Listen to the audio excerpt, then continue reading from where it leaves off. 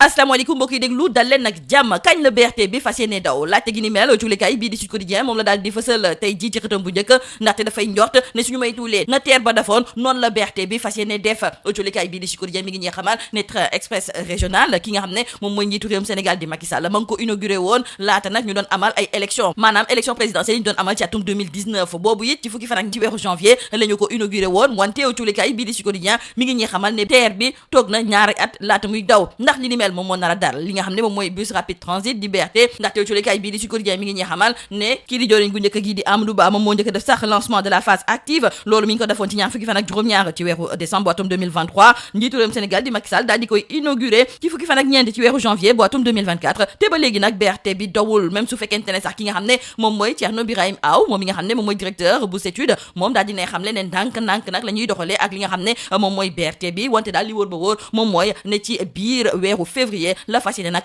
tàmbalee ndax li ni mel moom mooy amam déet lii ci kanam rawali gët ñu des ak julikaay bii di Sud Quotidien ndaxte mi ngi ñuy xamal ne coow li nga xam ne nag moom moo juddu ci mbirum Karim Wade rawatina nag ci wàllu nationalité ba léegi de coow laa ngi ne kur même sax su fekkente ne démb daal dina ñuy fësal ci biir xarala yu xarañ yi ne kii nga xam ne de moom mooy Karim Meïssa Wade fële nga xam ne moom mooy ca France rawatina nag gouvernement bu bees bi daal dinañuy gantal lépp lu jublu ci wàllu nationalité boobu ba pare sax fësal ko nag ci biir li nga xam ne moom mooy journal officiel julikaay bii di bés bi le jour nekkoon waa Paris daal dinañuy officialiser ne ki nga xam ne de moom mooy Karim Meïssa Wade moom amatul nationalité bu réewum France wante Thierno Alassane Sall nee na moom fa mu ngànkoon démb tey ji la fa gën a mooy ndaxte nee na kii nga xam ne de moom mooy Karim Meïssa Wade moom kon bu ñu waxul woon bu coow li yëpp amul woon kon du mës a dellu ginnaaw ci li nga xam ne kon moom mooy nationalité ma Thierno Alassane Sall ci biir coolikaay bi di l'info di xamle ne kon ki nga xam ne moom mooy Karim Meïssa Wade kon moom ba muy déposé candidature am ci atum 2019 boobu fekkoon na ba léegi muy wéy di am nationalité française kon il a fallu que mu am coow li yëpp pour Karim daal di dellu ginnaaw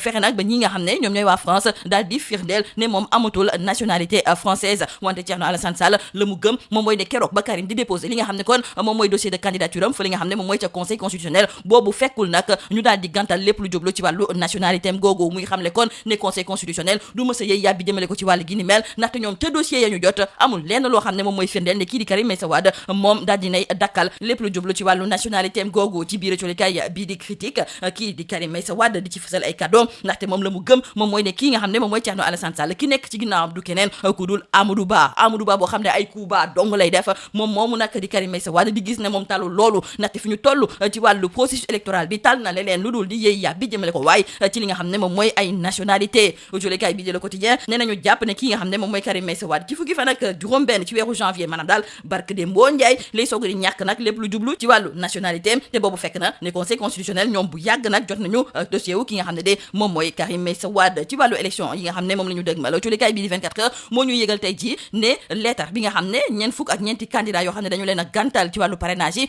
bind nañu ko njiitu réewum Sénégal di Macky Sall ngir mu jàppale leen sarax leen nag ba ci parrainage bi ñu waat kaa mën a li ñëttuwaat ba ñu bokkaat nee nañu ci biir colikaay bii di 24 heures ne kii nga xam ne de moom mooy Ousmane Sonko nee na yëgul tinul bokkul colikaay bii di 24 heures du ñu xamal ne kii di Ousmane Sonko bu ñu sukkandikoo ci ay kàddu yu ñu root moom dafa daal di xamle ne fi ñu toll ci wàllu processus électoral bi du Macky Sall nag moom moo yore tegal guyam jëmale ko ci wàllu parrainage yi conseil constitutionnel moom dong moom rek de moom moo ci war a mën a fësal ay kàddoom yor bi moom ma ngay ñëwaat ba léegi ci candidature ki nga xam ne de moom mooy Ousmane Sonko tey ji sax waxtaan nañu ak ki nga xam ne moom mooy professeur Mouhamadou Ngounda Mboup moom muy xamle ne bu ñu dëggalee yoon rek bu ñu respecté yoon rek de kii nga xam ne moom mooy Ousmane Sonko te mu jiite l'opposition bu réewum Sénégal moom dinañu ko jox ay droit am ba mu mot sëkk dugalaat ko ci biir liste yi te bu boobaa dafay nekk candidat ci wàllu élection yi nga xam ne moom la ñu dëgmal fële nga xam ne moom mooy ca conseil constitutionnel fu mu nekk ni nag ay recours yu bëri la ñu daal di jébal ñi nga xam ne kon ñoom ñooy 7 sages yi colikaay bi di la sax duñu xamal ne léegi nag ñoom dong la ñuy déglu de ci ban décision la ñu fas yéene nag jël jëmale ko ci wàllu candidat yi te loolu yëpp ñoo ngi koy xaar ci ñaar fukki fan ci weeru janvier bu atum 2024 lii moo nekkoon bordilkat yi li gën a fës ci biir colikaay yi ñu leen di ñaanal njeex te lu bës ak jàmm